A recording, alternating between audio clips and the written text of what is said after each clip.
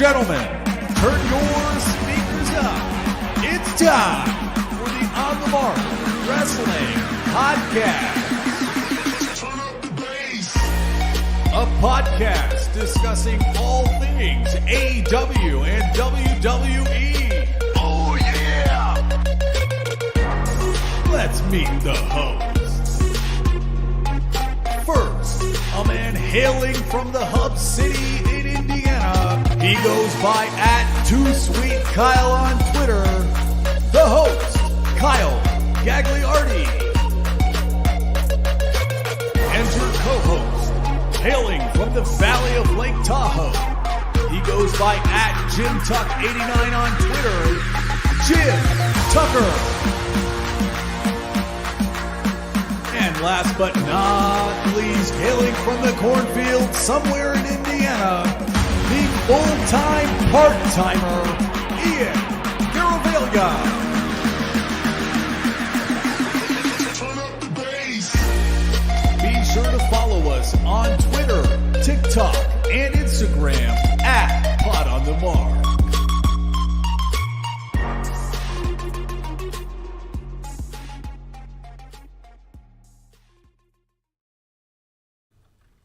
What is going on, everyone?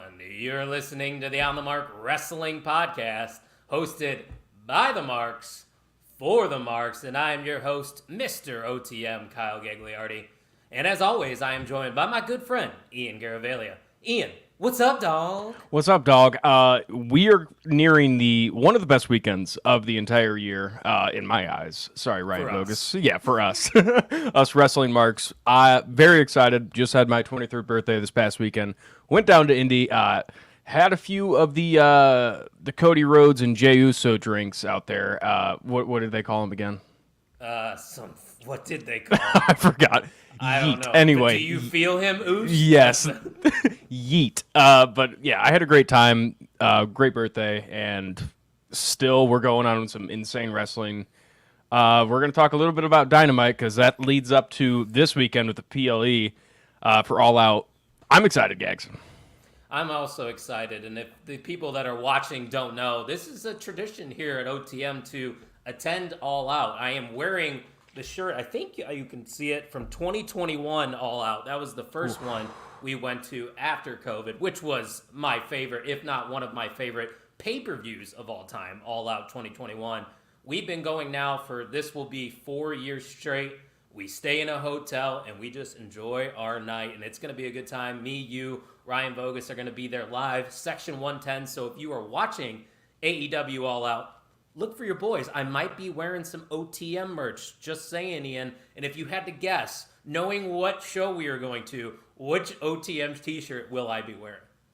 I mean, it's got to be the Bryan Danielson appreciation, right? I mean, it's got to be. And if you wanted to get that shirt, Ian, where would they go? They could go to onthemarkwrestlingpodcast.com. And kind of a note, actually, I was hoping to have my new shirt for the OTF&M shirt. And that was supposed to be here last week, and it's still being processed. So, yeah, hopefully they fix everything. This is the first issue I've ever had with this website, so I'm sure it's no big deal. But I did send in a request, and hopefully they get back by tomorrow. But hoping to wear that shirt this weekend, but I don't think that's going to happen.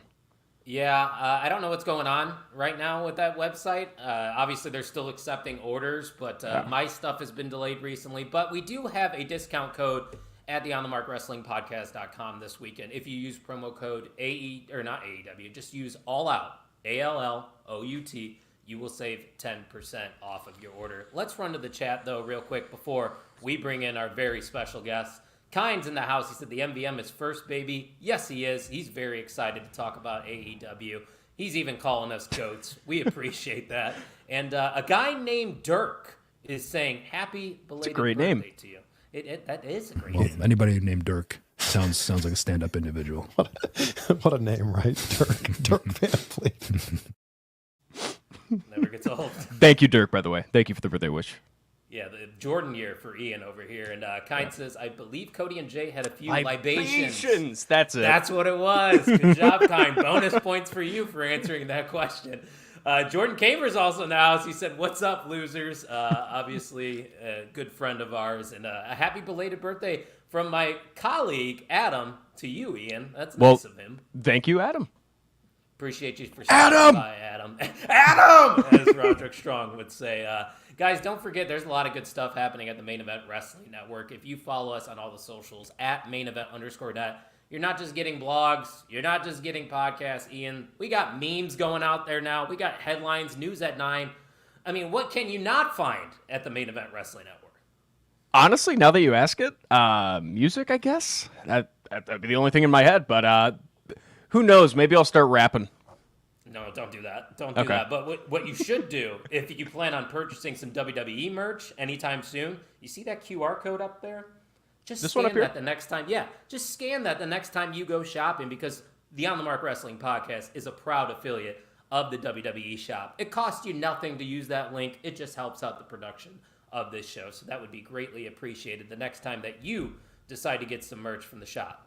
And just one more cheap plug. This might be a little bit of a long shot, but I'm hoping we could bring back this shirt. I wore this for Ryan Vogus because we talked about it last week. I was hoping he would be here by now, but he's not. This is the Champ is Here shirt. Sorry, I got a little quiet there, but I am the AEW champion, so it actually does correlate to the show a little bit. Kyle, would that be an issue if we brought it back into the shop just for this weekend, maybe? I'll let the chat decide. If you want me to bring back the shirt design, I guess I can maybe do it. I don't know. Well, I'll have my people talk to your people, I guess. So Adam's also saying I'm going to be looking for you guys in the crowd while watching All Out. Yeah, section 110. Look for those OTM boys. And Ryan Vogus is here. Don't tell me where I am. One of two.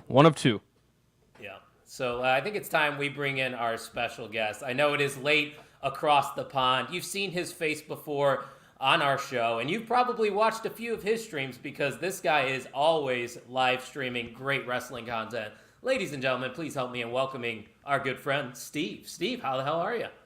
Really good, thank you. Thanks for me back on the show once again. I'm here to give I suppose, across the pond perspective. I'll try not to be too biased after all in, but really good to be a part of this, and great to join you fine gentlemen once again. And it's All Out weekend. It's one of the bigger weekends of the year when it comes to pro wrestling. Coming to Chicago as well. Hot crowd. You guys are always in attendance. So, we've got to look out for that merch and look out for those shirts in attendance on Saturday. So I got to ask you, because you always ask these questions on your stream. What is your excitement level for All Out? Which is tough because we just got done with All In a couple weeks ago. Well, obviously, it is 1 a.m. my time right now, so the excitement level wouldn't be as high as probably it'll be on Saturday. But one thing's for sure, judging by the card, currently 8 matches, unless anything's been added by Tony Khan at the moment. So that sounds quite nice, actually, for the moment. So I'll give it an 8 out of 10 for that reasoning. But it's going higher and higher all the time, because after Swerve and Hangman this past week on Dynamite, I mean, let's be fair, it's straight fire. We're looking forward to this one. It is straight fire indeed. And Kine says, one day I'll be like Steve. I'll be on OTM. That's my dream. Kine, you have been on OTM. You presented an OTME, which, by the way, Steve, offers on the table. If you want to present another OTME this year, feel free to. My DMs are open. We'll make it happen. Ian, I got to ask you the same question that I asked Steve then. What's your excitement levels? Obviously, you're going to be a little biased since we're going to be there. Oh, man. This is mainly just because I was out partying last weekend, so about a 9 out of 10. It would be a 10 out of 10 if this was a one shot, but I mean, I'm super excited. I'm happy that this card came together actually really well. I mean, over 2 weeks, and we had some stories like the Willow story and Statlander story that kind of carried over from All In, so they had that going for them. They actually kind of pre-planned for this, because I remember last year's All Out was kind of a mismatch. It was a scramble just to get people in the building. So I'm really looking forward to it, because obviously, as we all know, there's a lot of storyline-driven matches here, which is new for AEW. Yeah, I was surprised to see that too, Steve, and especially with the build to Hangman and Swerve. That's obviously what's taken up all the headlines. But even though there was such a tight window here, I feel like they did a good enough job building up these matches. How do you feel about the build so far to All Out?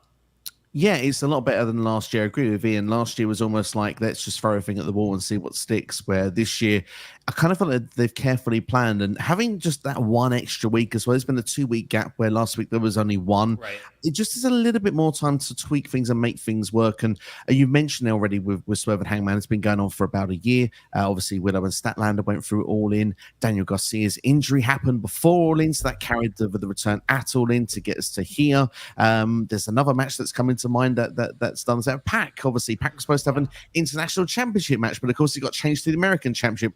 Poor Sausage didn't get his Wembley moment unless he was in the trio. So he's now had to wait till this moment now to have a match with Ospreay. So now the international title's back at play. So I do feel, I feel Tony Khan's been playing chess rather than checkers this year. So yeah, I think he's doing a good job.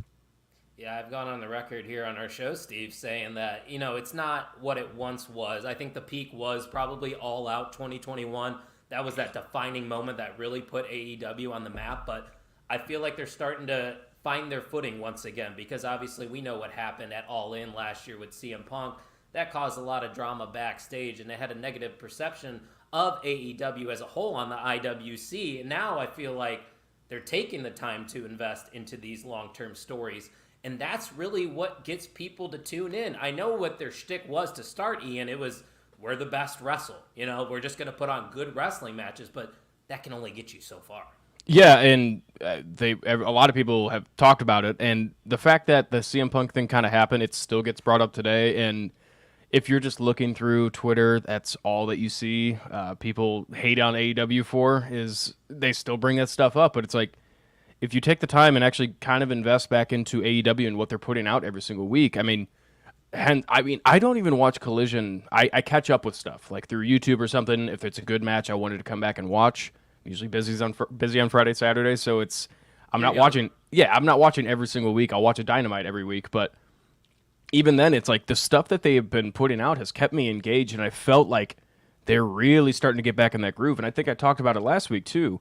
It's once that Forbidden Door season starts kicking around, that's kind of where they start losing people, because they start falling back into that fantasy booking, which I love it.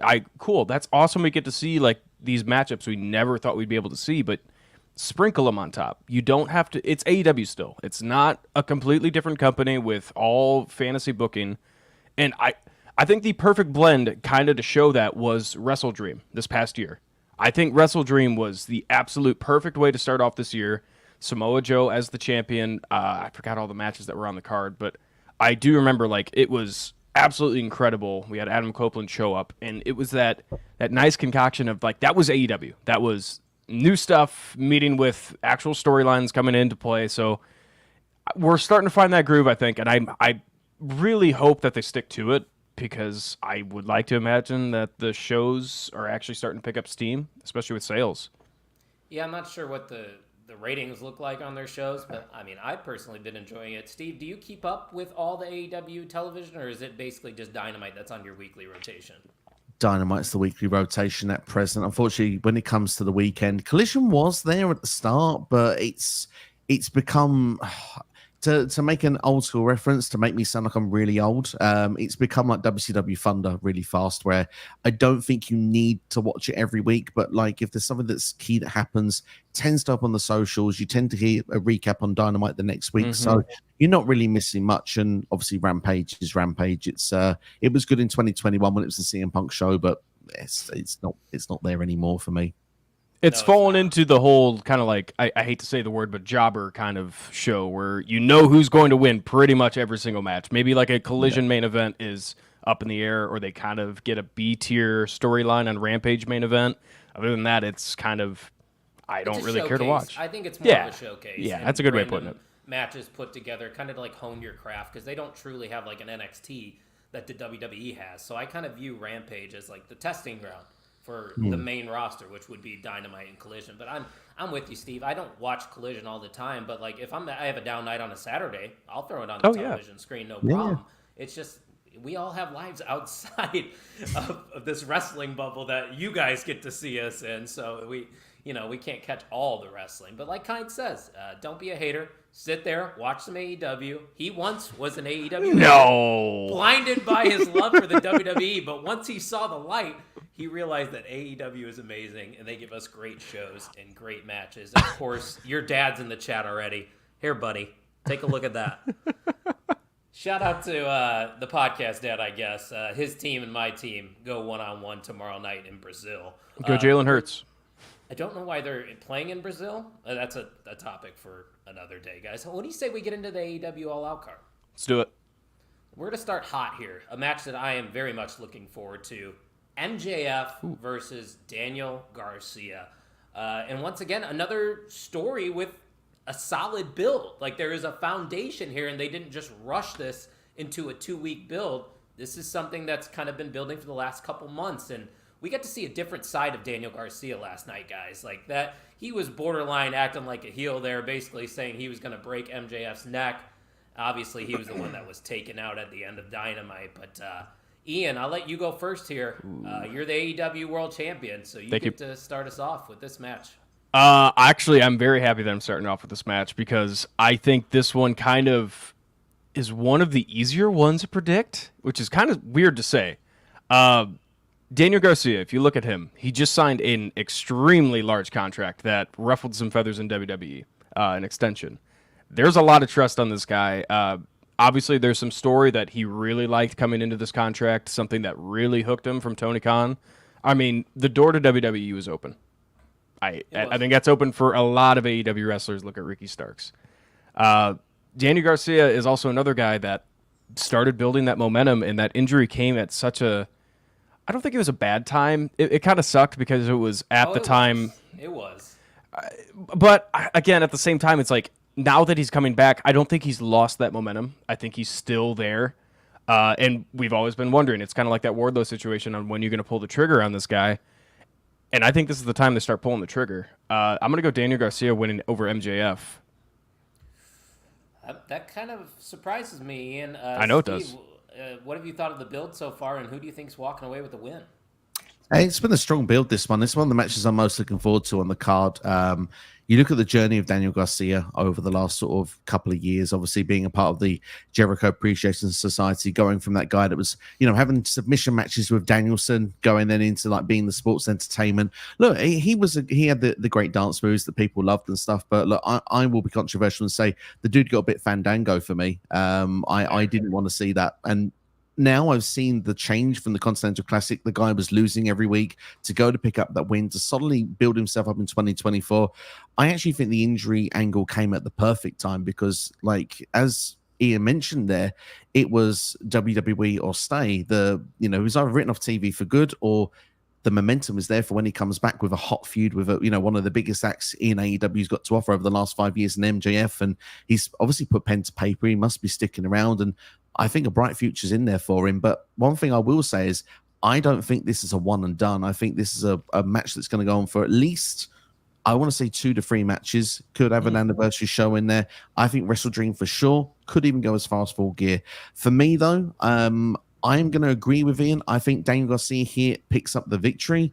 I don't think he walks out, though. I think MJF is going to be surprised, embarrassed, and I think he'll attack Garcia after the match that will continue the feud. But one more shout for Garcia. The dude is now showing the levels of intensity I wanted to see before. And I think when Danielson leaves AEW and leaves professional wrestling, I think Garcia is the right man to replace him in the Blackpool Combat Club. Ooh, This is why I like Steve. This is why I like Steve. This is why we invite him on. He's got great ideas, which you're selling me on this now. Like, I honestly, you look on it on paper, MJF, Daniel Garcia, you immediately go to MJF. If you're picking it, gun to your head, MJF's going to win because he is a top guy in AEW. But like you guys are saying, I think Daniel Garcia needs this win more than MJF needs it. MJF isn't harmed if he loses this match. And if what happens, what Steve just said, and he beats him up post-match, I think that's a great way to continue the feud. You start this feud hot with Daniel Garcia getting a big win on a big show. I think it just makes a lot of sense. So surprisingly, guys, I'm going to agree with you. I think Daniel Garcia is going to defeat MJF, which means if you're watching this, place all of your money on MJF because it never happens. Let's run to the chat, though, real quick. Kind says the Garcia promo on Wednesday was solid. He cooked. It's been building. It's good storytelling. He's also going for Garcia. Adam, on the other hand, though, goes with MJF. He is one of my top 5 heels right now. I mean, he's got to be probably number 1, unless you put Drew McIntyre into that conversation. Yeah. Steve, any names come to mind of a better heel right now in wrestling?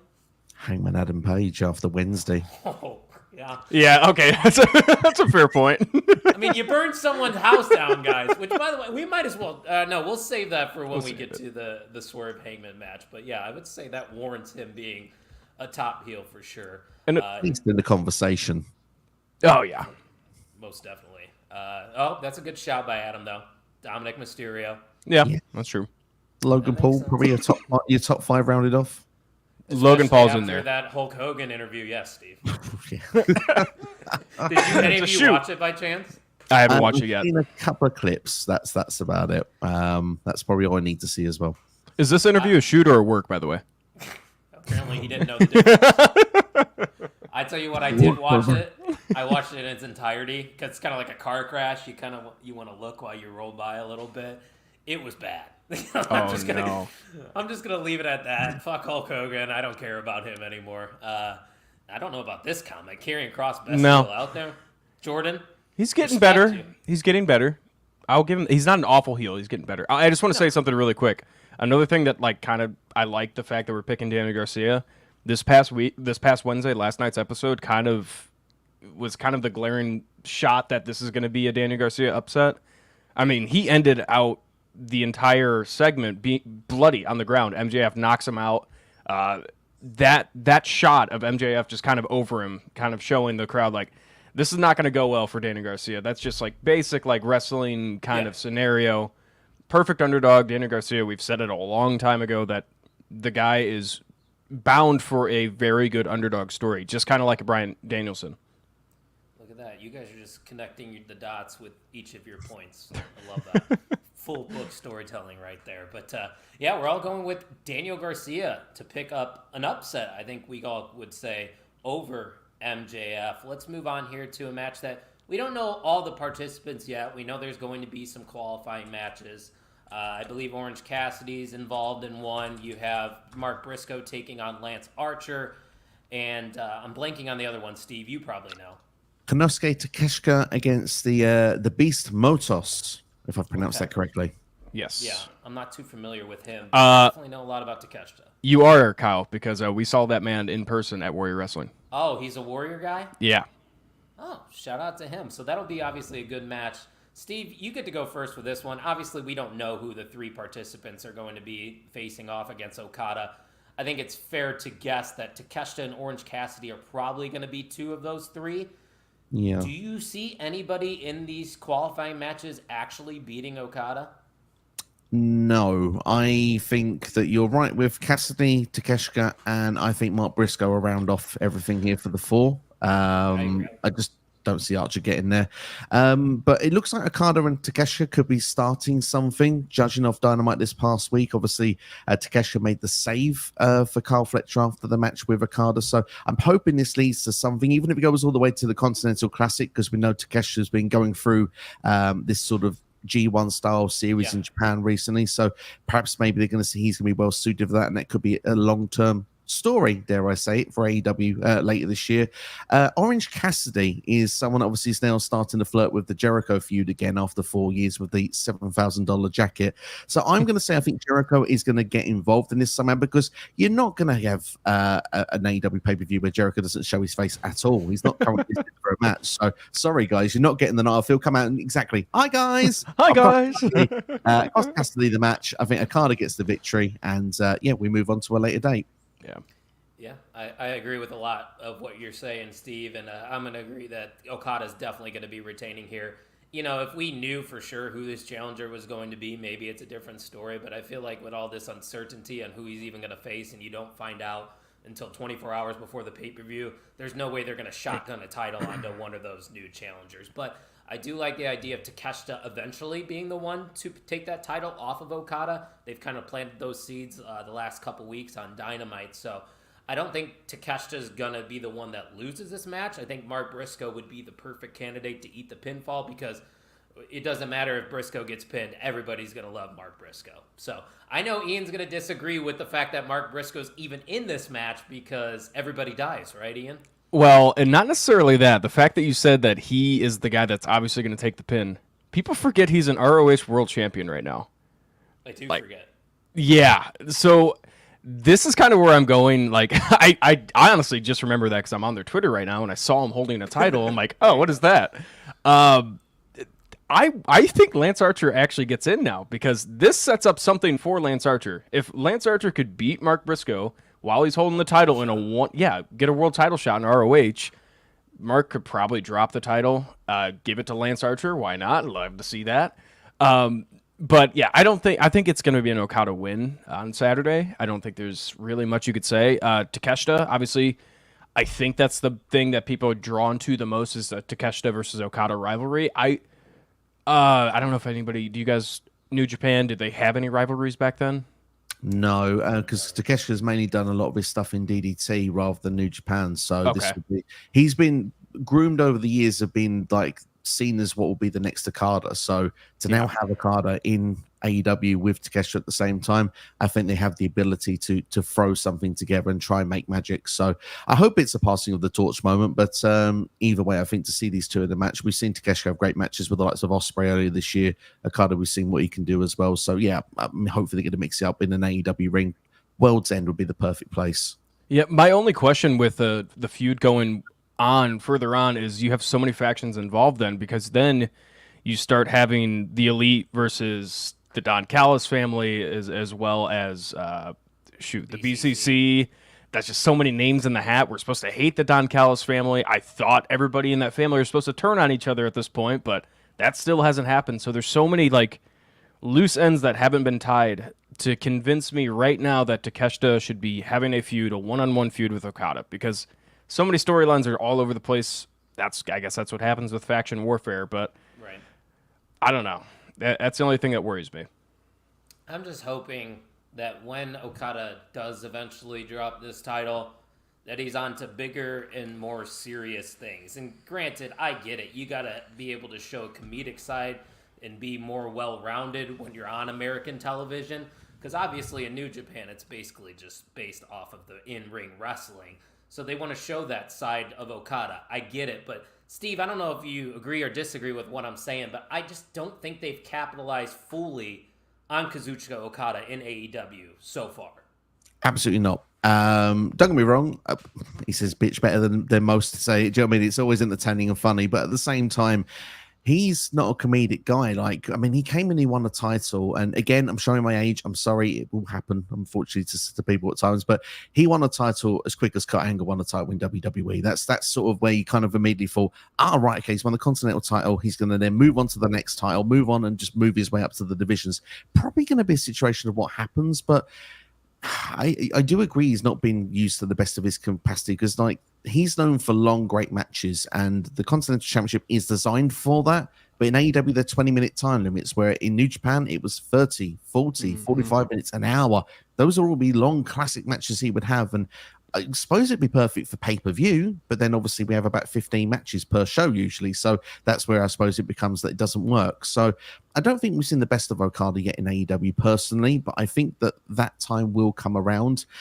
I will say this earlier rather than later, so I don't have to put a negative spin on the championship match later in the show, but I do think that Okada would have been better against Danielson here than Jack Perry. That would have been my personal choice of matches. I think a lot of people would turn around and say, whoa, okay, we're getting that match at least one more time, because when Danielson loses, he's done. And I think it just would have felt, I don't know, I think it would have had a different feeling of that being the match rather than Jack Perry. But yeah, I do think we'll get there eventually with Okada. I was going to say, I think we're kind of in that stage of the Tony Khan stage. I'm going to start referring to it now, because it's kind of like bringing Ricochet in and turning around and saying, hey, Ricochet, who do you want to wrestle now that you're here? And then start banging out all of those matches every single week, because we saw that with Ospreay. Ospreay's still kind of going through that now. Now we're starting to get more into the long term. Because I completely agreed with you when you said we're going to get there with Okada. And it makes sense to keep him with the Elite, because that's who we know him as, kind of the Elite member. He's close to the Young Bucks, probably learning an absolute ton from them for the American TV standard. So, I mean, I guess that all makes sense, and kind of get his comedy side up there, so to keep him hot, keep him entertaining. And I feel like that's just kind of what we're going through, especially with the Danielson thing. Let's start scratching off names, Danielson. Who do you want to wrestle? Like, well, now that you have the title, which it's awesome for him, but like as a fan, where we're going through these long-term storytelling, we want to see that more. But I get it. I completely understand it. Well, an issue they would have ran into if they did decide to go Okada Danielson, hypothetically, is what do you main event with? Because, I mean, the Swerve Hangman stuff is very hot, but there's no title there. With Danielson and Okada, you got your world title and a dream match on your card.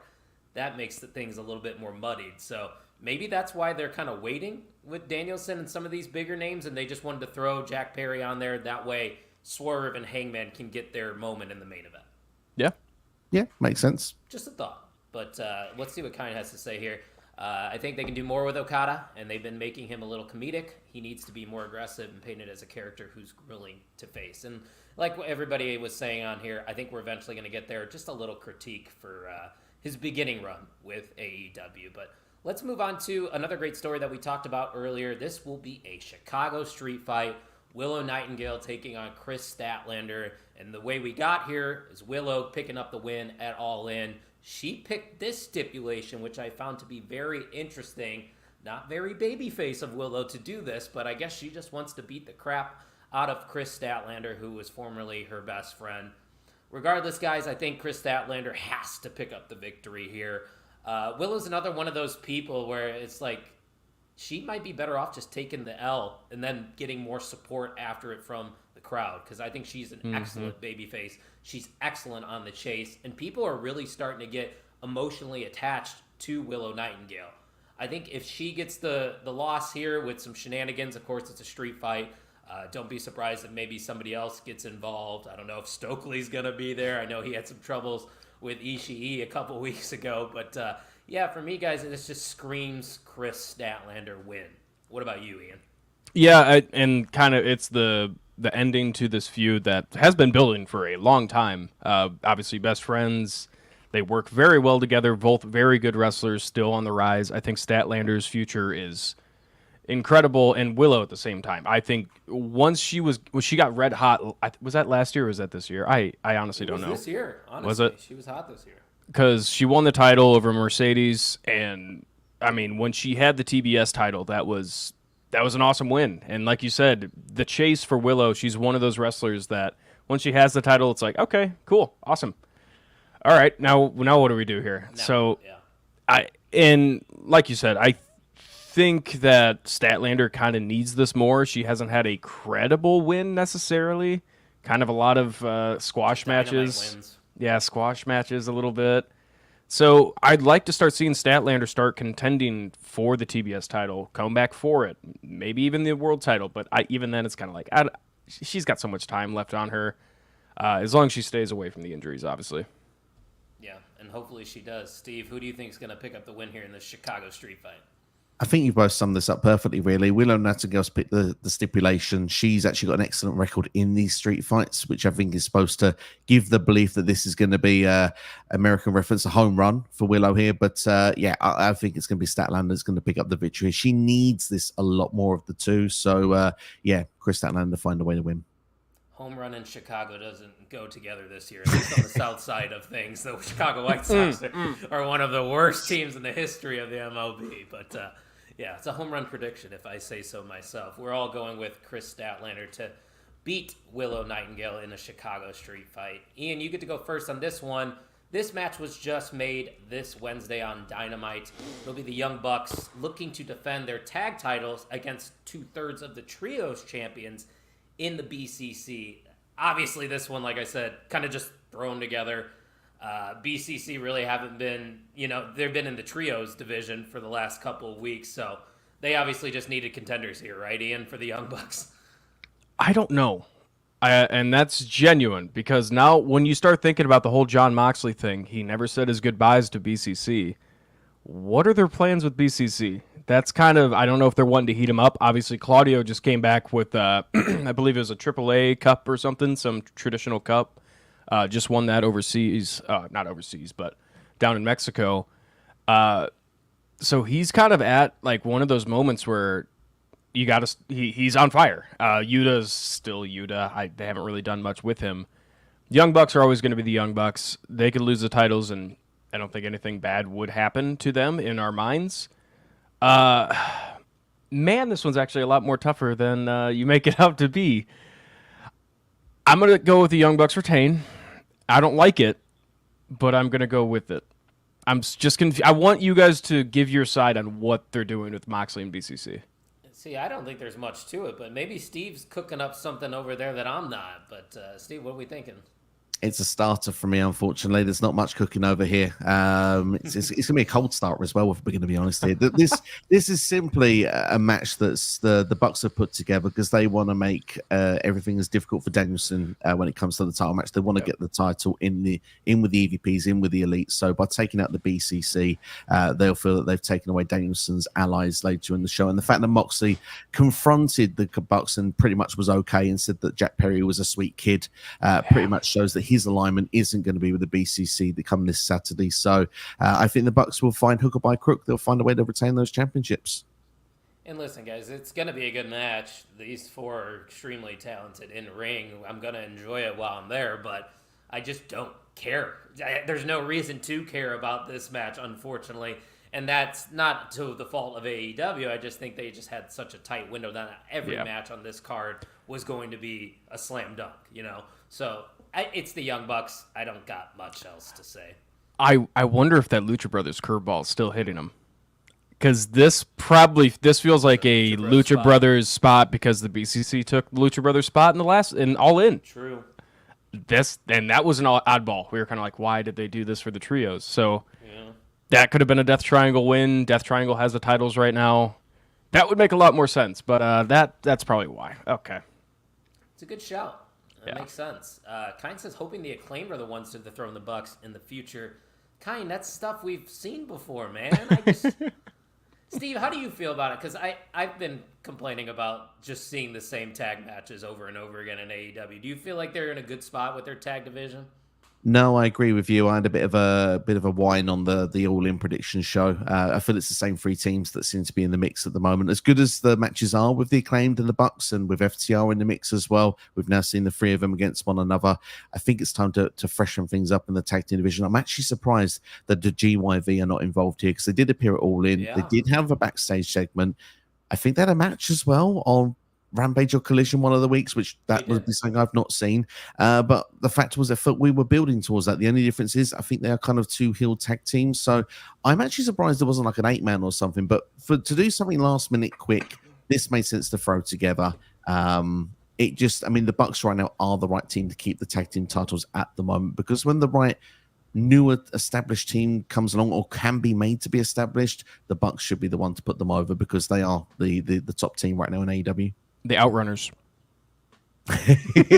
It's a weekly wish. I love the Outrunners, but I don't know if they're ready for tag gold yet. No. But maybe one day. They should be on television winning, though. That is for sure. I think they are on television. Don't they wrestle occasionally on ROH. Rampage? ROH only, yeah. They have a feud with the Brutes or something like that. The Bears. The Bears team. Chicago? Yeah, the Chicago Bears. Well, if that's the case, then the Outrunners are going to win. Oh, come on. You set yourself up for that one, buddy. But let's move on to another match here. I know Logan's excited for this one because he's had a couple comments about it. Mercedes Moné, the TBS champion, taking on Hikaru Shida. Steve, I'm going to let you lead us off here for this one. What are we thinking? So I'm going to take your question and put it back with another question, because Camille is banned from ringside because she was getting involved in the last time these two had a match which led to Mercedes winning. She was kicked out at Wembley Stadium, obviously in the All-In match with Britt Baker. So Mercedes has to go and do this alone. Or does she? Does someone else come in? Because after all, she is the CEO. She's almost like a Jericho of the women's division, because whoever ends up being with Mercedes gets themselves some TV time. So this could be an opportunity for Mercedes to strengthen her ranks and have a strong women's faction in AEW. Is there a name in mind that you would like to see, maybe? If I was getting my wish, I would choose Kiera Hogan. I think she would be a good selection because she's someone that's hugely underrated in my opinion. If I was to get someone who I think would be great name value, would be Athena, but I think Athena would be a better opponent for Mercedes personally. Yep. You could. I mean, I've heard a rumor knocking about that she's a fan of the Renegade Twins, and I mean, the thing is to have someone come in and align with Mercedes for me isn't necessarily someone that will be as strong as Mercedes and Camille, because Camille can't take defeats in a minute. She's new. She's destroying people. She's arguably the Diesel to your Shawn Michaels. So if you were to bring in Akira Hogan or Renegade Twins, for example, they are like the first line of defense when Mercedes has a feud and they can wrestle said opponent. Let's say Thunder Rosa's next in line or Shida gets another run at this afterwards. You can go through Akira Hogan or Renegade Twins, and then you can move on to Camille, and then you can move on to Mercedes. So I think that's the reason of having the faction. Still, that being said, I hope Mercedes does it on her own, and I hope we have a 5-star classic because these two can have it. Mercedes will retain, but I think it's something to keep an eye out for, that Mercedes just might have something in her back pocket. Yeah, now you got me thinking about it. Another name that popped in my head was Red Velvet. We haven't seen Red Velvet in a while. Yes. I enjoyed her work with Jade. I thought she was good alongside Jade. I think she's a nice piece, a nice side piece with Camille and her. That would be very interesting as well. But yeah, for me, I think Mercedes is going to be the one to retain here. There's got to be a bigger match on the horizon for her, and that's no disrespect to Shida. I just don't think she is the person to dethrone Mercedes at this time. A highly coveted free agent that just came into AEW at the beginning of the year. I think she's going to have a long reign with this title, and then probably revisit her feud with Britt Baker in the near future. I think that's the direction they probably should go in, as much as people probably don't want to see it, just because their AEW All-In match wasn't as good as many people had hoped. I think this matchup's definitely going to be better, but I'm going with the CEO to retain here. Ian, what about you?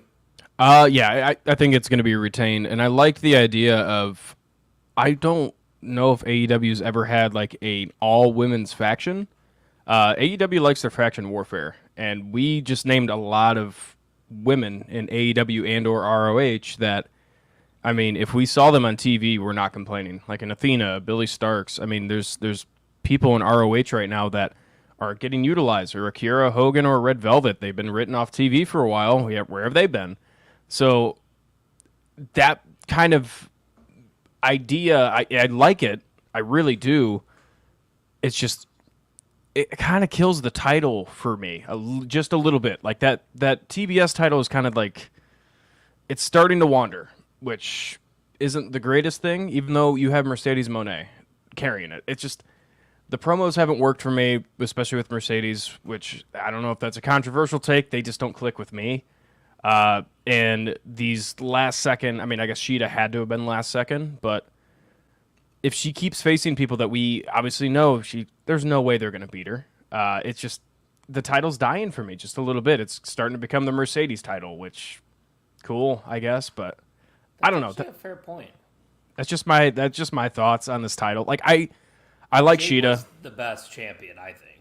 Yeah, I mean, yeah, and the fact that Chris Statlander beat her for the title, broke the streak, and then she got injured, I think that's what really like threw this title for a loop, which sucks. Like that's just the luck of it, but yeah.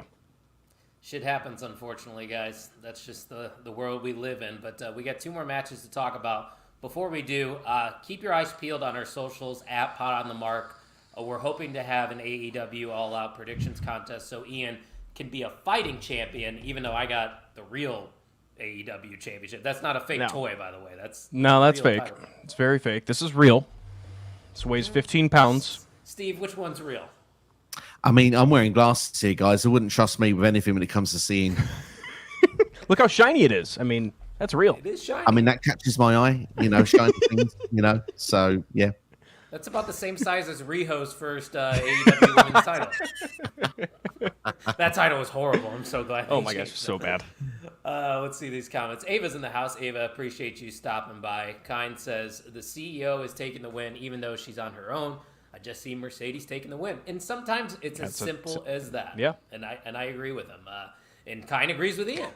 Ian is right. We're all putting over everyone here. I never know when he's joking or not, like being super sarcastic. It just sounds like, yeah, you're doing good, Ian. Good job. It's like, thanks, I think. Thanks, guys. Thanks, guys. 3 big matchups to talk about. I misspoke. There's 3 left. This one, I have said it numerous times on social media. Match of the year candidate loading right here between the international champion Will Ospreay and Pac the challenger. And I've said it on this show numerous times, guys. I am a big fan of Pac. I just don't think he's going to pick up the win here. We're going to get a phenomenal matchup. I hope it goes for 30 minutes. But Will Ospreay holding that title a little bit longer just makes a little bit more sense to me, Steve. I don't know about you. 100%. This is the match that should start the show. You want to start off hot. This has got 5 stars written all over it. Will Ospreay has obviously set his eyes on Ricochet a little bit. Now Ricochet's in the promotion, and Pac's like, a bit like Simple Minds. Don't you forget about me with the Poison Runner on the stage. Again, I've showed my age again. But obviously, Pac, it's going to be a great match. But always the bridesmaid, never the bride, I would say. Never gets there. So I'm going to go for Will Ospreay to retain here. Ricochet for Wrestle Dream, and bring it on. It just seems a perfect match for Wrestle Dream as well. They're just feeding Will Ospreay amazing potential matchups. They're just like, here, Will, have 5 match of the year candidates here for 2024. I guarantee you, when we get to our OTM, it's just going to be Will Ospreay versus Takeshita, Will Ospreay versus Bryan Danielson, Will Ospreay versus Pratt. And it's going to be hard to argue with that, Ian. I'm assuming you're going to go with the Billy Goat to retain as well? I am, and I'm really intrigued by this too because later on you mentioned it with Ricochet. Obviously, that trio, they've had their indie run all together. People forget Will Ospreay and Ricochet when that match came out. That was a feud including Pac as well. Like, that was the thing at the time. I could see this feud going on, this kind of love triangle, hate triangle thing going on for until at least Wrestle Dream, at least maybe even Revolution, stopping there. Because at this point, Pac is healthy. He is here in the United States. He is able to travel. And Ricochet, you have a hot new guy. Will Ospreay as well. Same thing. Like, this is just gold written all over it. And let them do their thing. You just say, hey, boys, you guys got 45 minutes tonight. You have 30 minutes tonight. Go do your thing. Go build up your match coming up at the next PLE. Yeah, and Pac is, let's not forget, 1/3 of the Trios champion. So I don't think they would muddy those waters either and have Pac with 2 belts at this point. No. Just hot potatoing that title, especially after he just brought back the International Championship, wouldn't make much sense to me. So I'm agreeing with you guys. We're all in agreement. We're going with Will Ospreay to retain. 2 more matches to talk about here, guys. Let's go to the World Heavyweight title between Bryan Danielson and Jack Perry. And Steve, since you brought up that point earlier about maybe wanting Okada to have faced Danielson in this spot, I'm with you. I'm not super excited. It's going to be a decent match because, Bryan Danielson is fantastic. But what are your expectations for this one? Because I think we're all assuming Bryan Danielson's going to retain here. Yeah, I think he'll retain here. And I think the match is going to be good. They're going to try and give us... I think this is the elite shot for the title. Like, I think, I don't know how long Danielson's run's going to be after this. If I predict it now, I'm going to go for Wrestle Dream. I'm not going to say how or why just yet because it may spoil what I'm going to say later. But at the same time, I feel that this, as I say, it's the elite chance. Okada would have been my pick to have represented the elite. However, Jack Perry certainly, when you look where he was 12 months ago to where he is now, it does have the credentials as well of why, how he's got to this position. Now we can go for Danielson. Like, it's almost like a full circle moment. It was his dream to face Danielson as well when Danielson first came to the promotion in 2021. So I get why those stars sort of align, but it's just not the opponent I want. But yeah, I still think the match will be very, very good. I just hope that before Danielson wraps it up, we get the Nigel McGuinness match. That's the one I'm really looking forward to. I think we all want that, Steve. It kind of has to happen at this point. If they gave us Nigel, you put it out there for us. So even if it's not going to happen, just have Mariah May give Nigel another smooch, and he'll be good to go. To be fair, I would be motivated to do anything if I was in that position as well. But like you said, Steve, this is a big spot for Jack Perry. Obviously, we know he's not going to win. He's the TNT champion already, which kind of bothers me too. I feel like they could have definitely had a TNT title match here for Jack Perry at All Out. There's a lot of guys on the card they're not even using that could have got that spot, but I think they just needed kind of a layup here for Bryan Danielson, wouldn't you say, Ian?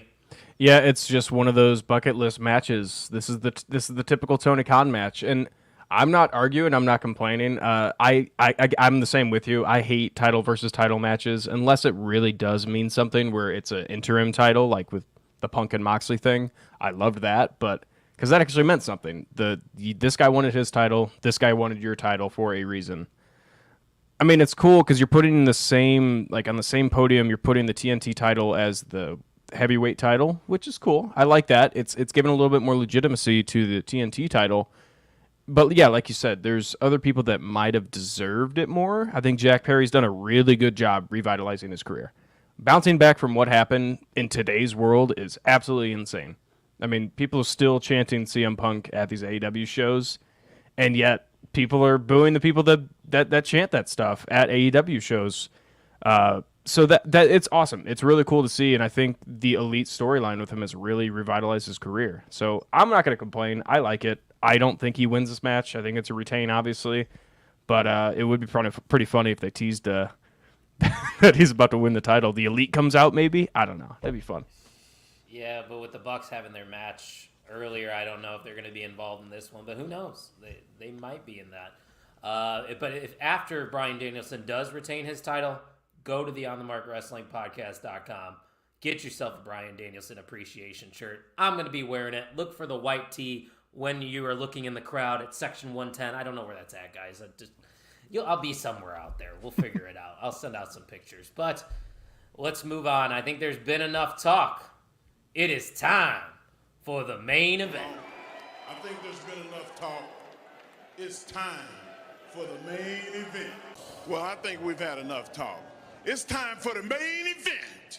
Well, the main event of AEW All Out, a steel cage match between Hangman Page and Swerve Strickland. Let's go to last night first. What we saw was one of the best endings to a wrestling show that I have personally ever seen, which is high praise coming from me. I've only been watching since 2011, so a smaller sample size than maybe Steve. I'm not putting you on blast, by the way, Steve. I'm not calling you up. No, I'm old again, aren't I? I'm sorry. But, just, guys, talk about a visual. The house was burnt to a crisp while Hangman Page is just sipping on bourbon, Ian. Tell me how you were feeling when you saw that ending to AEW Dynamite.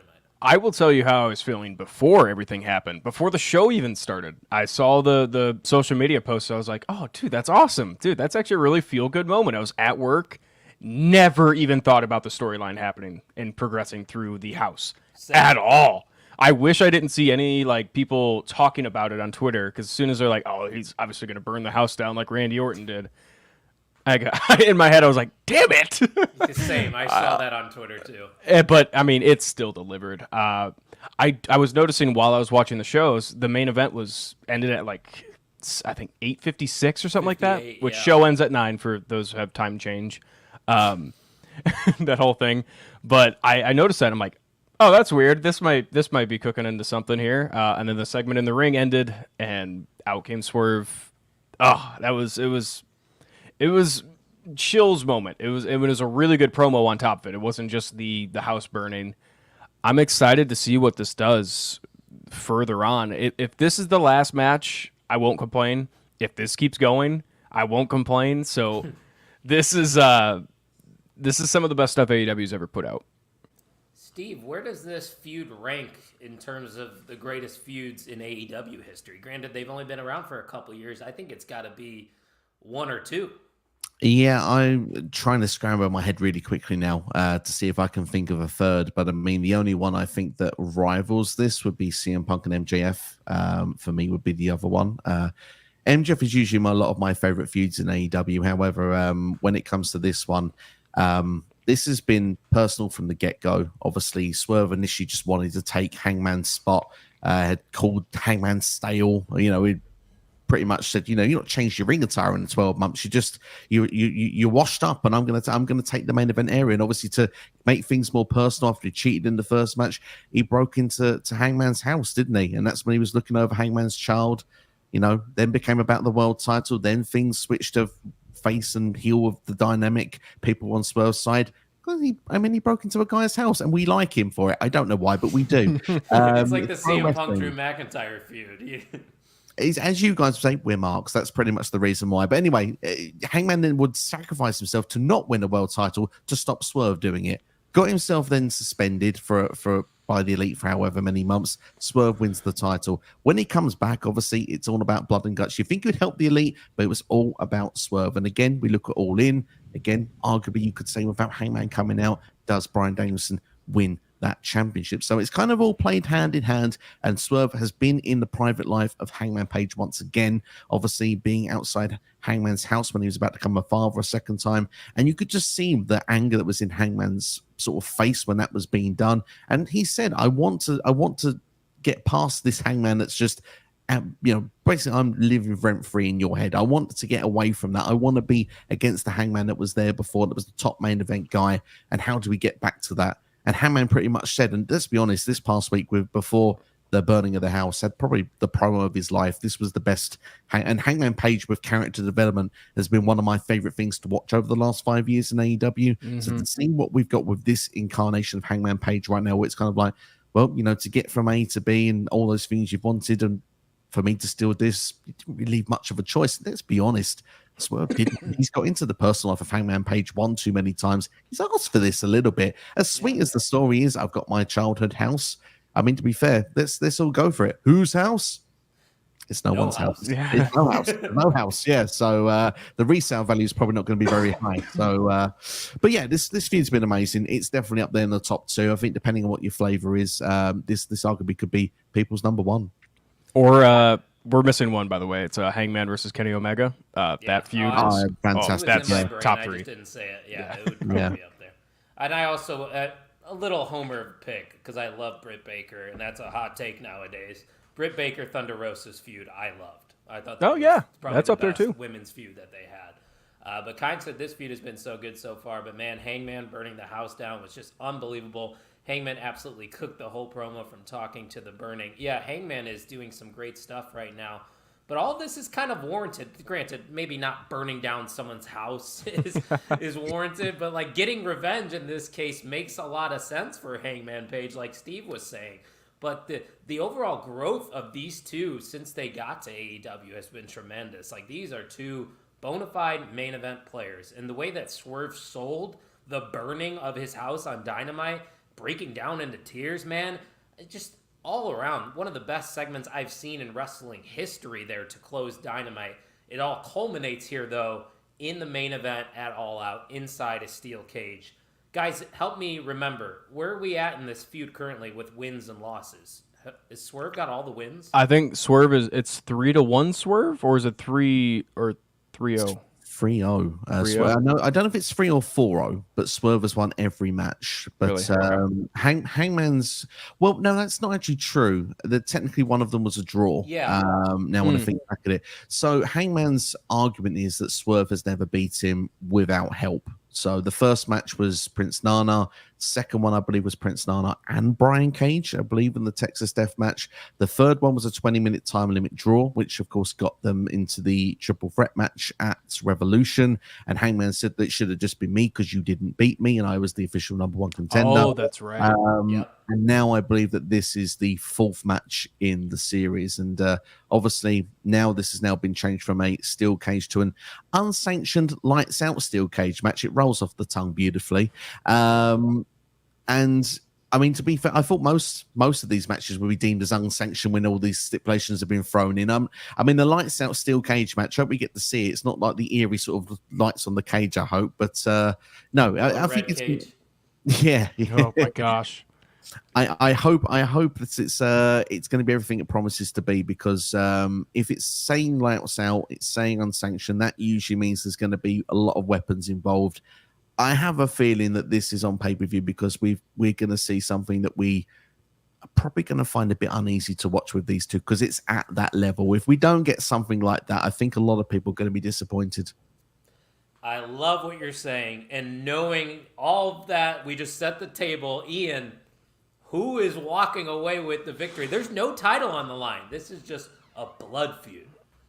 I mean, this is one of those things where it's like you really don't know, because with the stipulation it's unsanctioned, the win doesn't really matter in the end, because I mean, even if Swerve beats him, Hangman could come back and say, hey, you never beat me technically. So that's the curveball that throws it into me. I'm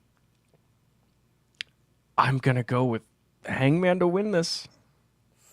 And is it that just thinking, well, he hasn't gotten that bona fide win over Swerve? I think it's gotten to this point where he's so deranged that Swerve can't even keep up with him, if that makes any sense. Yeah, no, that makes sense. He's just that crazy. He's just going to out crazy Swerve Strickland in this match. He's gotten to that breaking point, and I don't think Swerve could keep up with it. And this is not going to be. Now that I remember now that you said that, Steve, that it's unsanctioned, this isn't done. And I don't know how they keep going, but I don't think this is done either. Yet. That's what I'm like. Steve, tell us, please do. I've got an idea. It's controversial, and people will laugh at it, but I think it's the only way to go after this. Exploding barbed wire death match. Not again, Steve. Do it again. Do it again. No. And do it right. If they do it right, yes.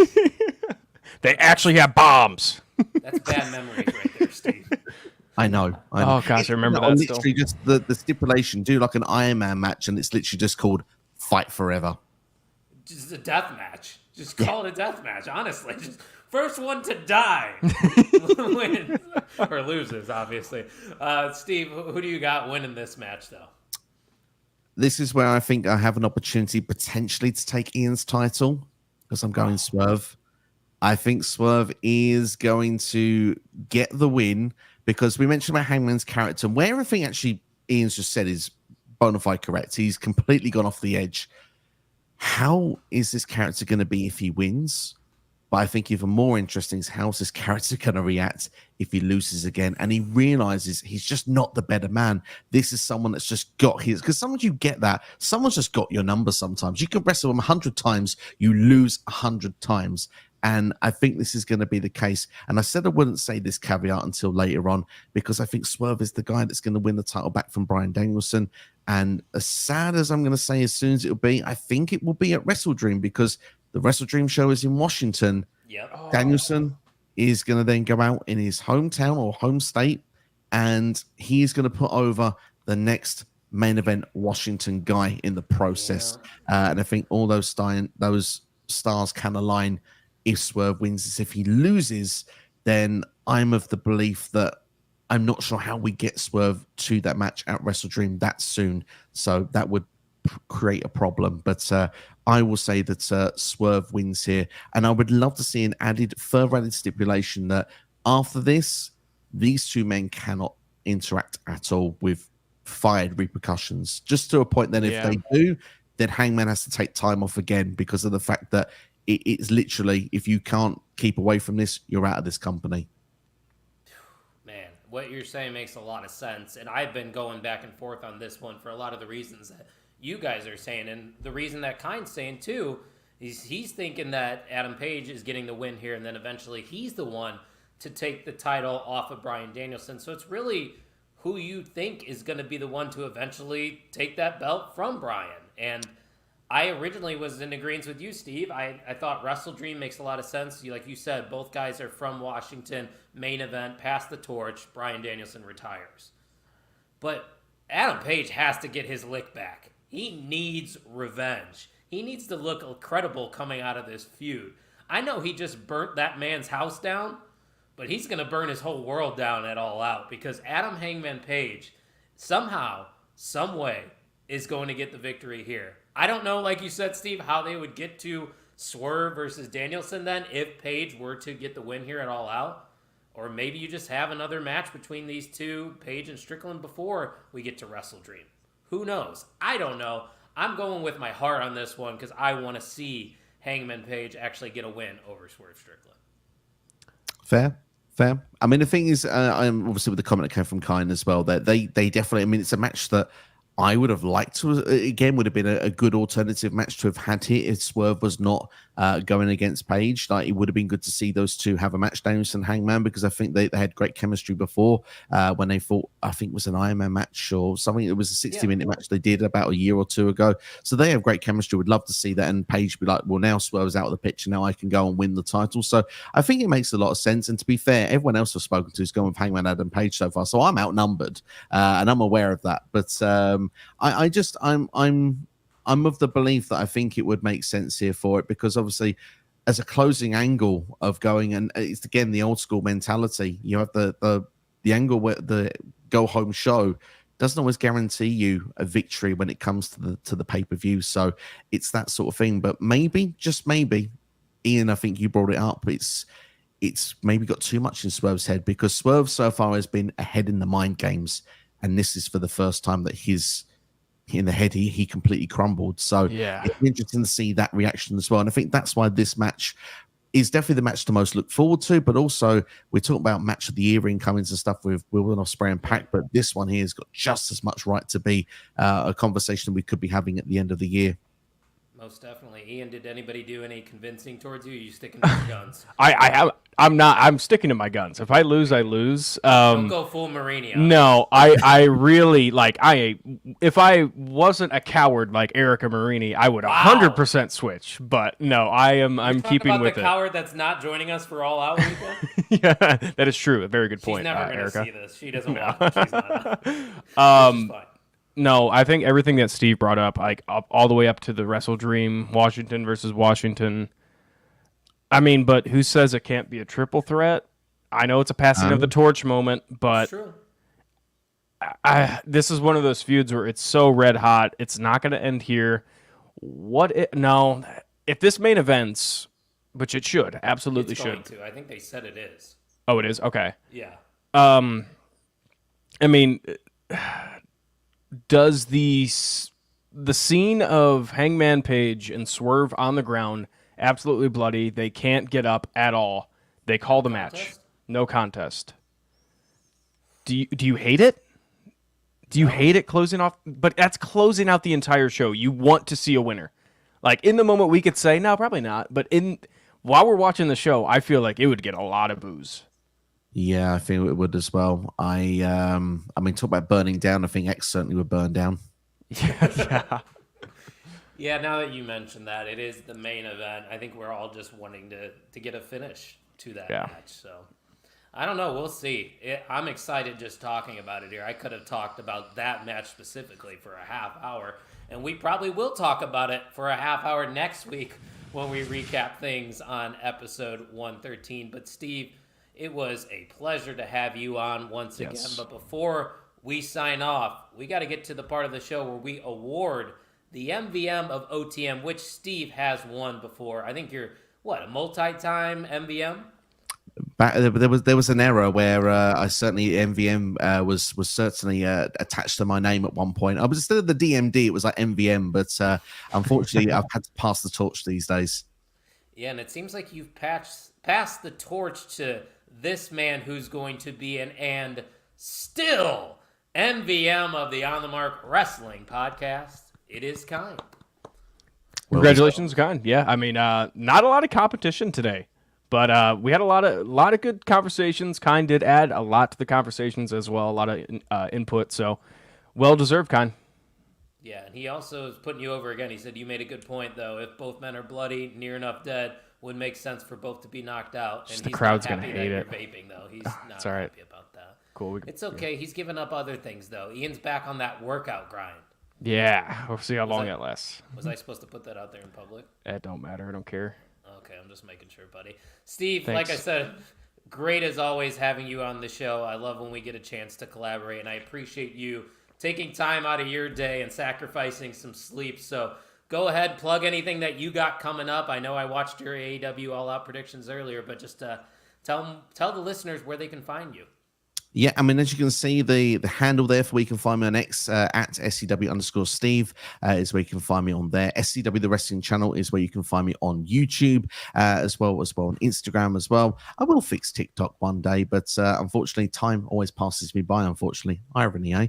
But no, if you like WWE, AEW, TNA, just a guy that's English that waffles a lot of wrestling, likes to fantasy book, likes to predict, likes to review, then certainly feel free to come and check the channel out. Like to do some old school stuff as well, and love to get interactive, just like these guys do here as well, with a live stream and the live chat as well, in Q&A formats as well. So, but make sure to subscribe to OTM. These two do incredible work, and of course, you have Tucky on the show as well, who does great stuff when he's with you guys as well, and when you also get Erica as well on the show as well, always a great lineup on here. So always doing great stuff, guys. But before I stop talking and let you wrap things up, there's something I have that's just a request, and I know Kyan is going to know what I'm talking about. I'm not sure if you both will know what I'm talking about, but you have an opportunity for something here, and I hope that you can make this happen in Chicago, because if you do, I think the place is going to be electric. Are you familiar with a song by Gala called Freed from Desire? No, I'm not. No, you're not. Okay, that's totally fine. We can fix that between now and then. So literally one of the very popular things is, particularly in UK soccer, very popular is instead of Free from Desire, they'll say about a certain player is on fire. And then they'll say so-and-so is terrified. So, for example, it would be along the lines of, I don't know, let's pick a English footballer. Harry Kane's on fire. The defense is terrified. That is something that they would usually do. Now, for this here, and I'm going to give the credit to NX Steve. He said it on my preview show, this idea. And unfortunately, I was too much in my hosting role to appreciate how good it was. So this is the lines you guys need to do. Okay. Swerve's house on fire. Prince Nana is terrified. Swerve's house on fire. Prince Nana is terrified. If you can get the crowd to do that, and afterwards just turn it into a na na na na na na na na na na na na, and just let that go around the arena. I can send you the track so you can see it on the spot, something like that. But yeah, Swerve's house on fire. Prince Nana is terrified. If that can be going around the arena while that cage is going, man, I think the electricity in that place, I think, so don't need to worry about if there's going to be a final. I think the roof will come off the place, seriously. I will say, I will give our section last year some credit. The whole Meat Mania thing was our section, so we got some leg here. We could maybe work out something. Forever was what channel I think we started. Yeah, at All Out, but we definitely get into it at shows. So definitely send us that track. Maybe after we have a few libations, we'll be starting to get more interactive, and we will get into that chant. So yeah, Steve, once again, thanks for coming on, and thank you everybody that tuned in and watched live. If you're watching back on the replay, hit that subscribe button. Make sure you like the channel and all that good stuff. And you can subscribe to Steve's channel. It will be in the bio of this video right here. Also, don't forget, all merch is 10% off this week at the OnTheMarkWrestlingPodcast.com if you use promo code ALLOUT. Ian, tell them a little bit about the Main Event Wrestling Network before we go. Main Event Wrestling Network, Tim Vicious still posting out content. We have some blogs coming out. We have, we got the memes starting up again. The Green Circle is posting out some quality memes. This one today actually really got me. They are very creative. So shout out to Main Event Wrestling Network. We are a part of that network. We are the founders of the network, I guess we could say. And if you are wanting to create content, have some type of platform to post it on, reach out to us. Does not matter what it is at all. If it's wrestling based, absolutely. Actually, it has to be wrestling based. It has to be wrestling based, yeah. We are a wrestling network at the end of the day, Ian. It's not like OTSN. Correct. But if you have any wrestling content you'd like to post, no matter what it is, reach out to one of us, one of our Twitter handles, and we could talk. Let me talk to you. We've been here for about an hour and 15 minutes, so I think it's time for Steve to go to bed. So thank you, everybody, for listening to the On the Mark Wrestling Podcast.